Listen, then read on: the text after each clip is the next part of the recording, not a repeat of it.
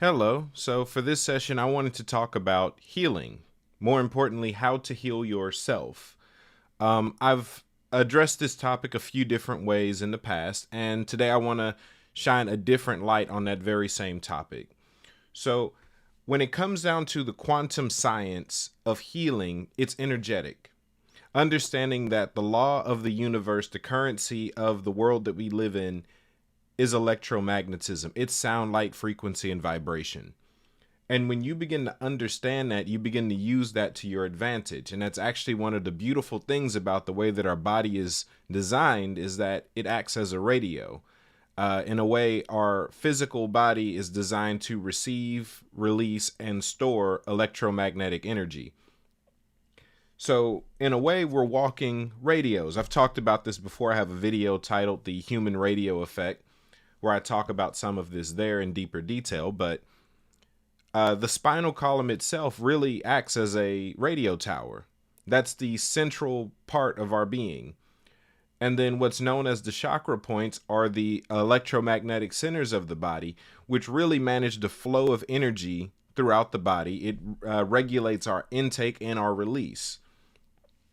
What if I were to tell you that healing, the most effective way, is done through understanding energy, right? So if you're dealing with it in terms of dieting, right? I'm an American, right? I live in America. Most people's issue is their diet. Let's say that out the bat, which means most people's issues can be solved simply by changing their diet. Now, here's the thing. When I said diet, you immediately thought of the food that one was consuming. It's not just that, though that is a major part of it. The diet is whatever you're receiving and or consuming regularly, and we consume more than the food or water that we actually put into our bodies. Every experience that we have is a form of consumption. It's indirectly or subconsciously, unconsciously allowing the world around you to impart into you, to sow seeds, to plant, to garden into your subconscious.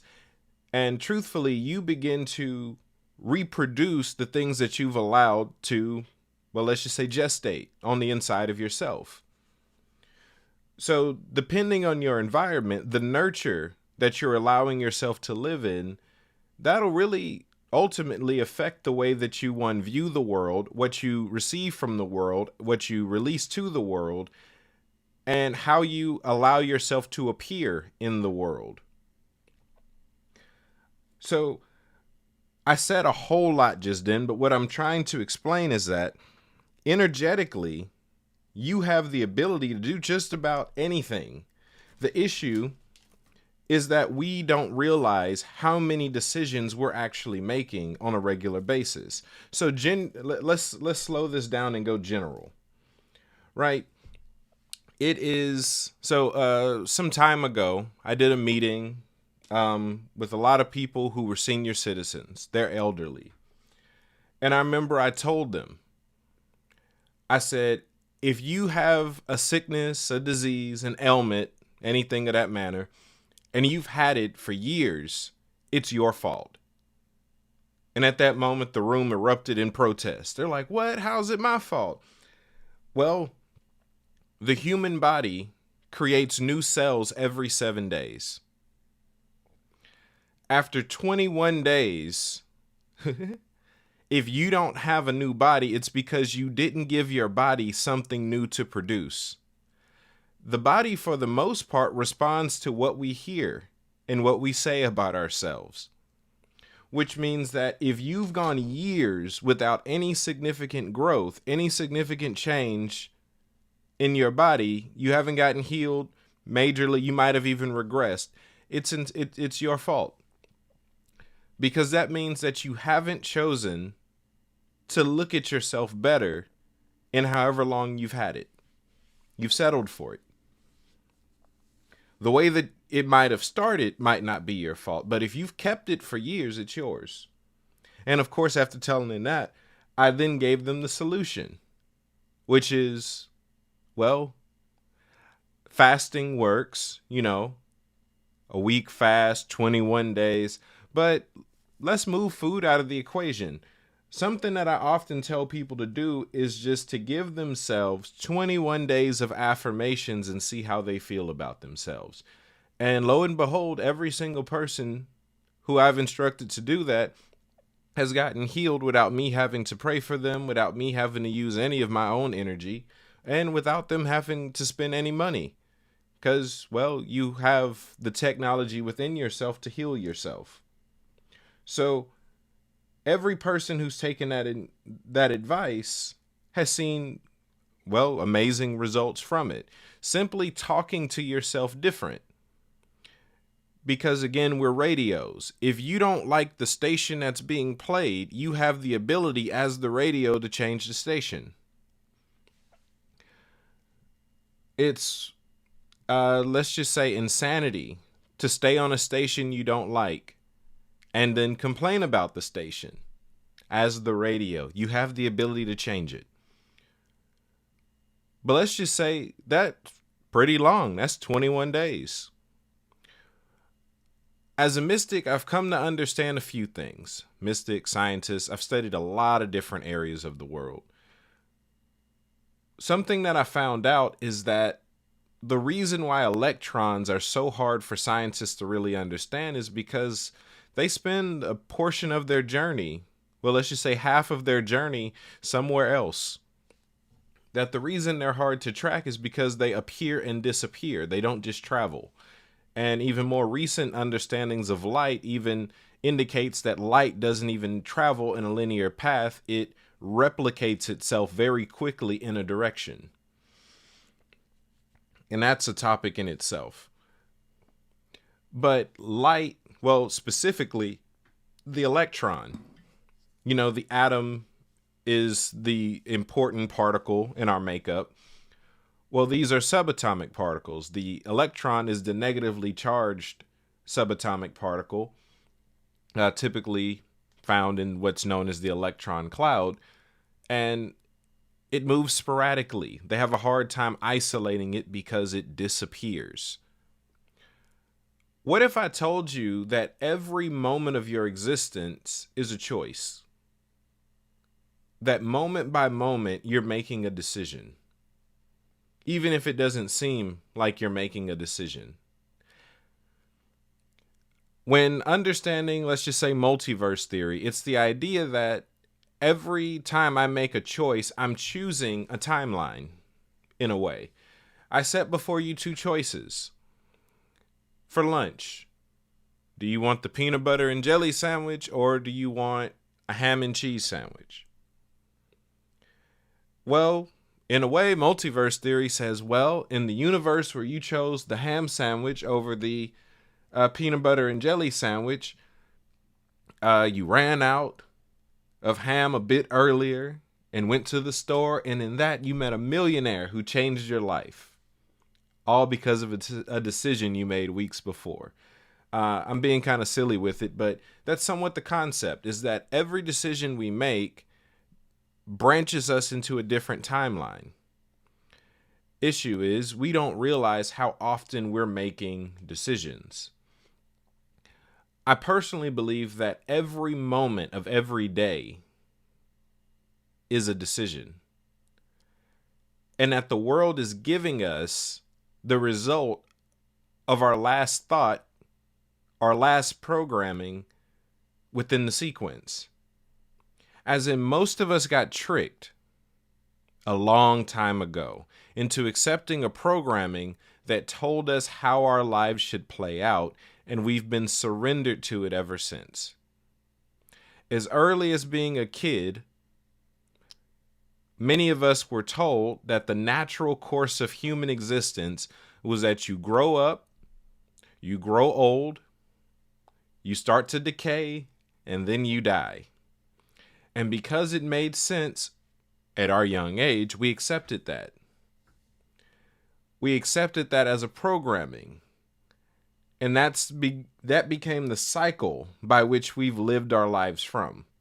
Meaning that you set yourself on a course to grow up, get older, and as you got older, start to decay. Scientifically, there is no correlation between old age and decay.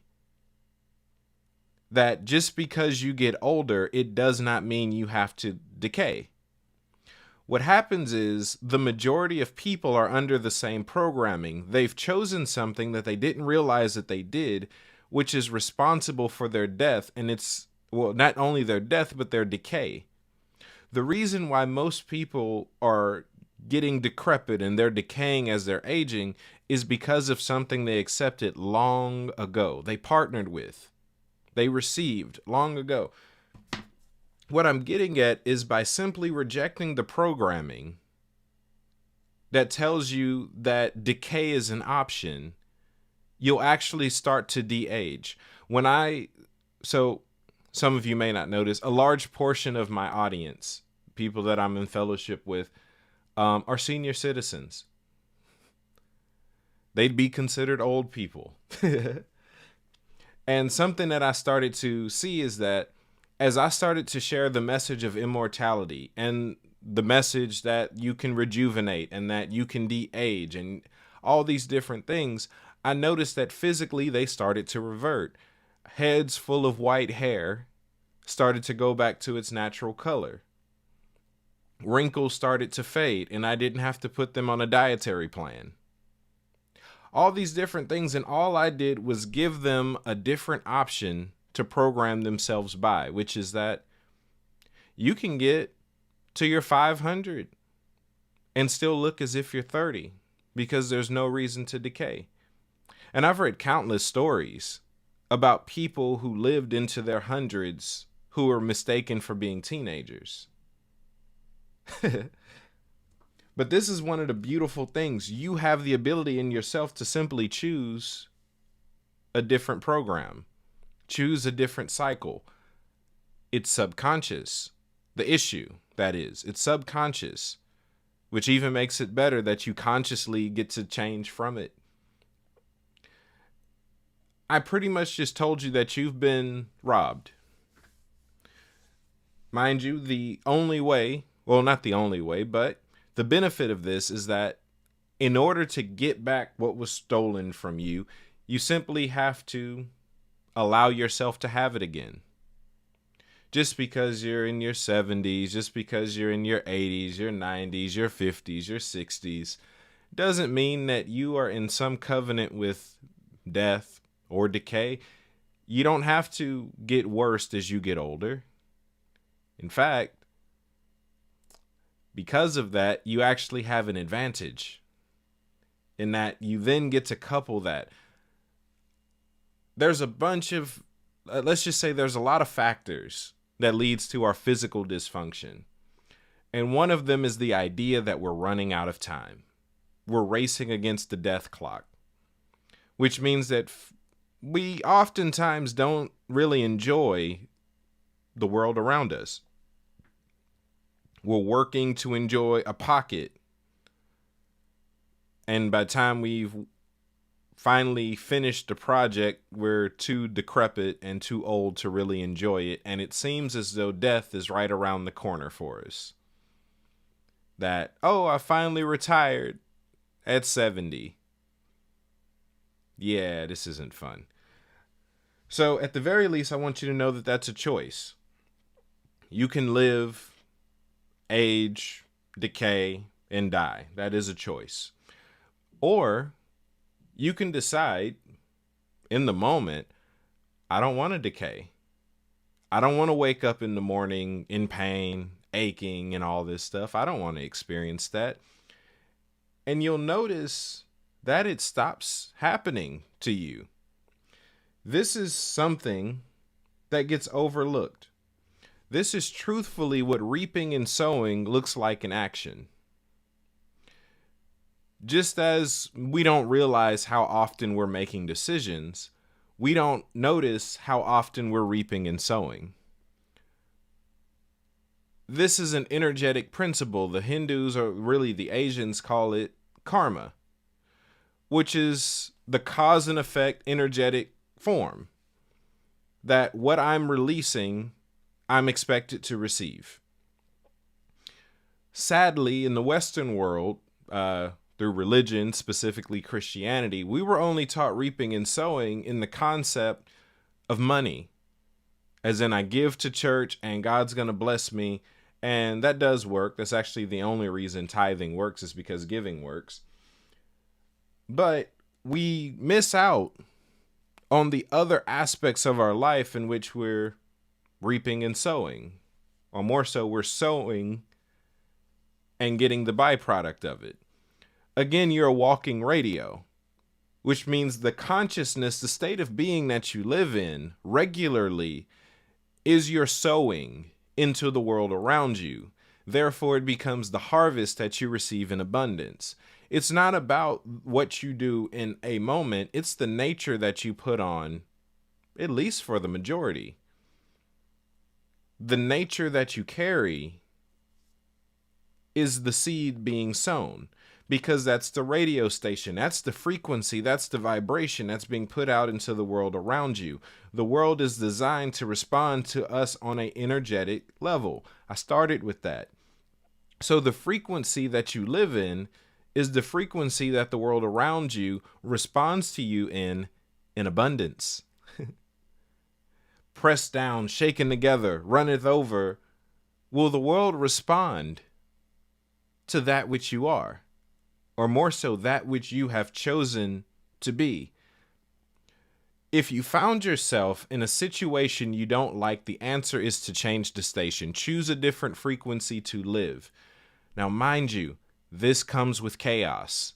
Chaos isn't a bad thing. It's just sometimes it's fun, sometimes it's uncomfortable, but chaos in itself isn't a bad thing. Chaos symbolizes, truthfully, change. And what happens is many people will choose to suffer out of the fear of losing their current environment, even though their current environment is the reason why they can't be unstuck. So they'll imprison themselves. So I want you to know that you actually have the ability yourself to change your own circumstance. For some, it might be quicker, depending on the circumstance. Others, it might take a little bit of time. But the real work is getting yourself to change frequency. I've often said you usually arrive at a place a year before your environment does. Which means if you decide today, I'm never going to be sick again. I'm never going to experience pain again. I'm going to be wealthy. I'm going to be set. You make that decision today. You live by that. You put that nature on. You wear it every day. You become that nature. You become that frequency. I dare to say you become the avatar of the frequency that you've envisioned, and then you walk that out. Come next year, your surroundings are completely different because you've put on a different persona, and that persona was made for a different place.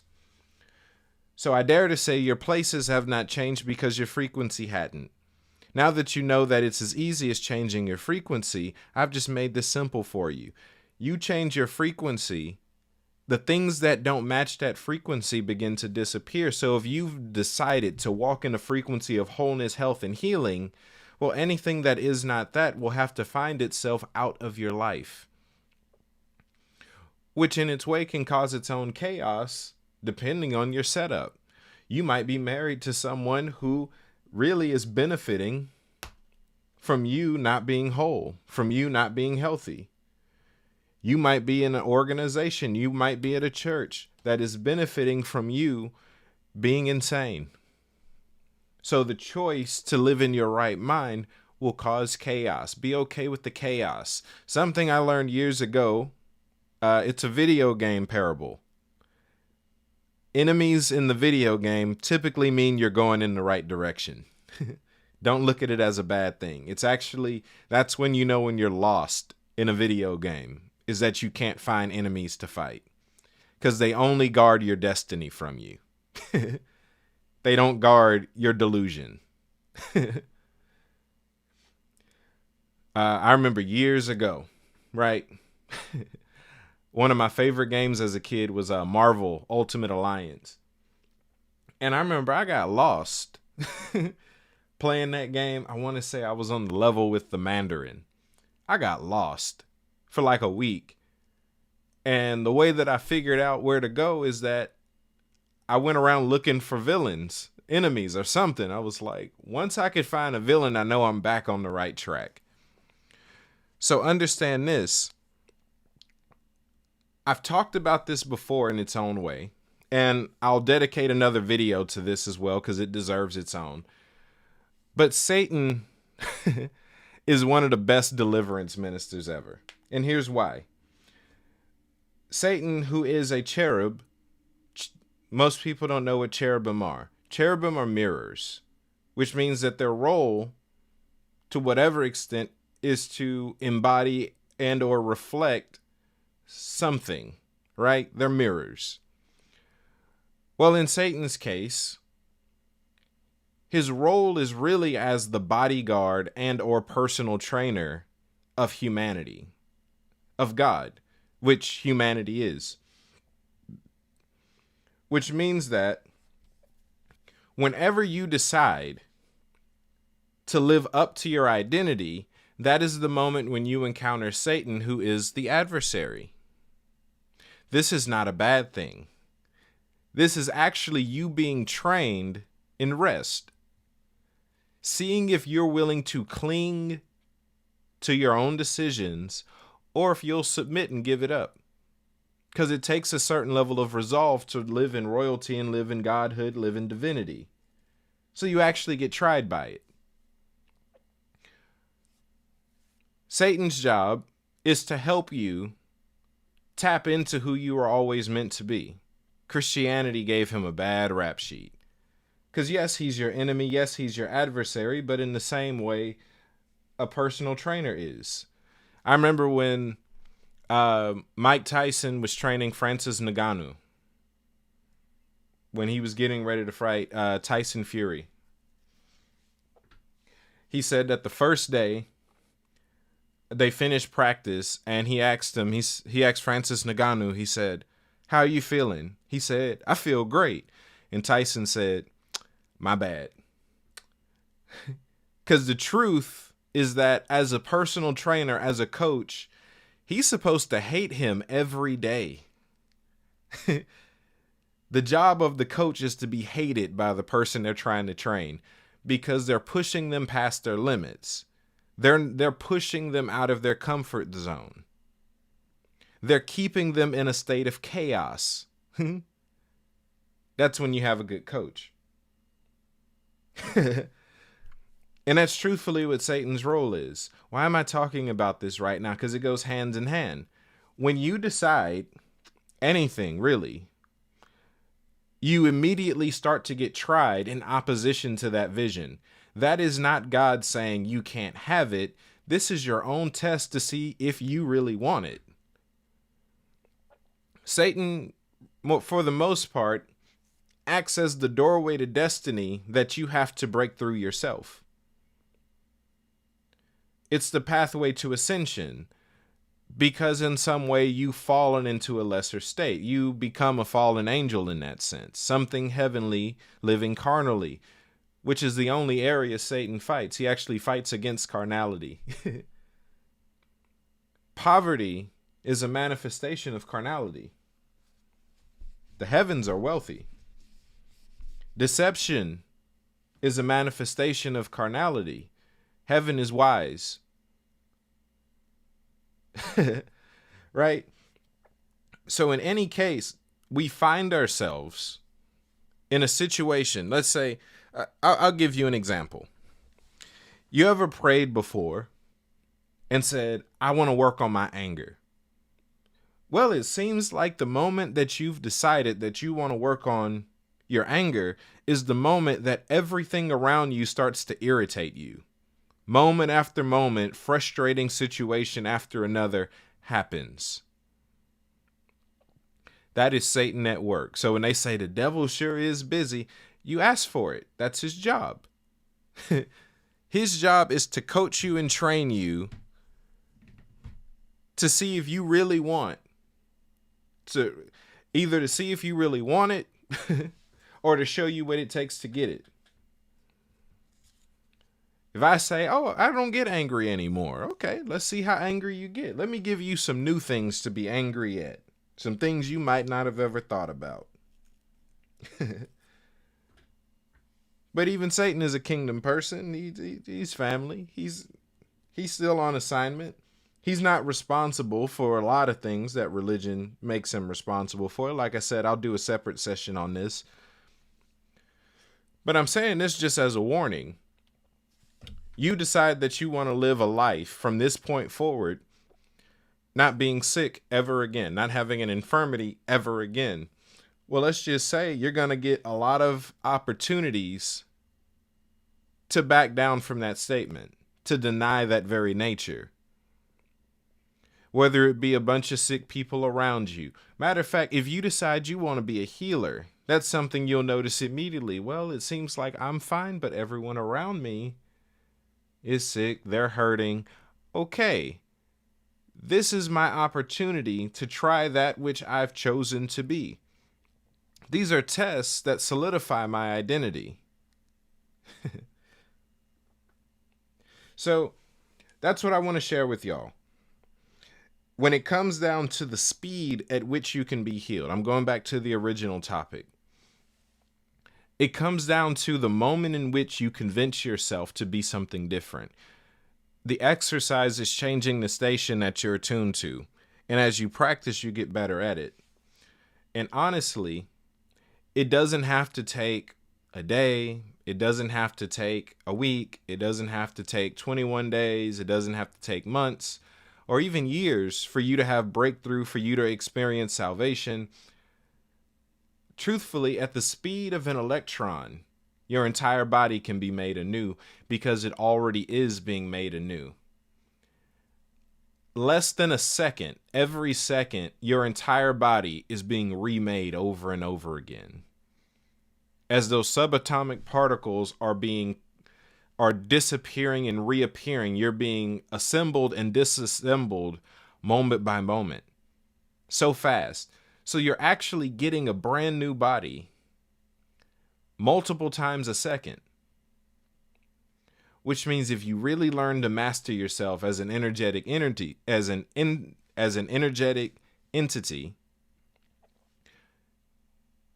you can heal yourself in an instant. And I'm talking about from serious things. You break your hand, you can fix your hand immediately. You have arthritis one moment, you can be completely healed the next moment. See, a lot of mystics will call this kainos time, the time of eternity impacting the time of now, that which is chronos, I believe. Well, let's just say it like this. You get healed at the speed in which you accept. And it's not just about you dogmatically making a statement. It's not about you praying for it to come into action. It's truthfully the moment that your consciousness and subconsciousness agree on a thing, the moment your heart and your mind come into full agreement on a thing, it's here. It happened so quick, it happened. One of my favorite quotes about healing is that he'd ask people, when are you going to be healed? And they'd say, right now. And he'd say, no, you're not healed right now. You didn't get healed right now. When did you get healed? And they say, at the cross, when Jesus died for me. He say, that's better, but it's still wrong. Before the foundation of the world, you were perfect. The true you has always been perfect. Everything else is the illusion. So simply put, healing is a conscious decision and a subconscious decision to step out of the illusion. Your purpose is perfection. The truth about you is perfection. Anything short from that is an illusion, which means it's fragile. It's fragile. And since the human body is really just a hologram, a bunch of little bitty speckles of light moving together, it's very easy to affect yourself. It's very easy to rebuild yourself. It's very easy to choose the form in which you want to experience. You want to age backwards? It's easy for light to do that because light can be in whatever phase it wants to be in. Understand yourself as light. Understand yourself as electromagnetism. Understand yourself as a frequency taking shape, and then choose the shape of that frequency. What you do frequently becomes your frequency. Change your habits, change your desires, and then surrender to it. You surrender to the frequency and let it do all the work. Reason I brought up Satan is because his main job, one of his main jobs, let's just say it like this. Any attack from Satan is an opportunity presented for you to rest. Not rest as in give up, but refuse to panic. He comes to see if you can maintain your position in the midst of chaos. And should you pass the test, you conquer the rest. In fact, he then begins to help you in your conquest. Doesn't it seem like, well, the moment I conquered really, you can see this at any point when studying a lot of healing ministers, a lot of healers. It seemed like the moment that they conquered health for themselves, they begin to heal other people easily. You listen to the story of millionaires and people who are more wealthy than that. It seems that the moment that they conquered poverty for themselves, they had too much money. Money was no longer a problem because they conquered. So I'll leave y'all with that. Links in the description down below. My 13-week mentorship course begins September 22nd. Enrollment closes on the 21st. So if you're still interested in signing up for that, the link to that is in the description, schooloftheempire.com. If you're interested in just more of my content, more of my teachings, I have a ton already available for you on Patreon. And as usual, leave in the comments down below other topics that you'd like for me to cover. Until next time, y'all be blessed. Later.